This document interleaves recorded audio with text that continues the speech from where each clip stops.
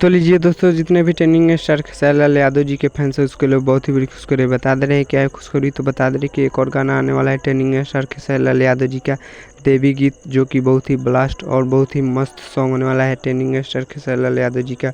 जिस गाना का टाइटल दिया गया है लेके थरिया, जो कि बहुत ही मस्त और बहुत ही ब्लास्ट होने वाला है ट्रेंडिंग स्टार खेसारी लाल यादव जी का देवी गीत सॉन्ग।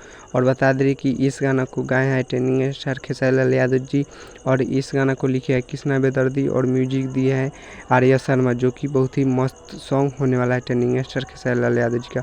और बता दें कि यह गाना कल सुबह रिलीज हो जाएगा 11 बजे ग्लोबल म्यूजिक जंक्शन के यूट्यूब चैनल से, जो कि बहुत ही मस्त और ब्लास्ट सॉन्ग होने वाला है देवी की ट्रेंडिंग स्टार खेसारी लाल यादव जी का। तो बता दें कि इस गाना में एक्ट्रेस है पल्लवी सिंह, जो कि बहुत ही मस्त गाना होने वाला है ट्रेंडिंग स्टार खेसारी लाल यादव जी का।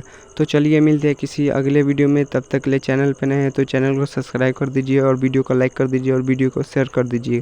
तब तक के लिए मिलते हैं अगले वीडियो में। जय भारत, जय भोजपुरी।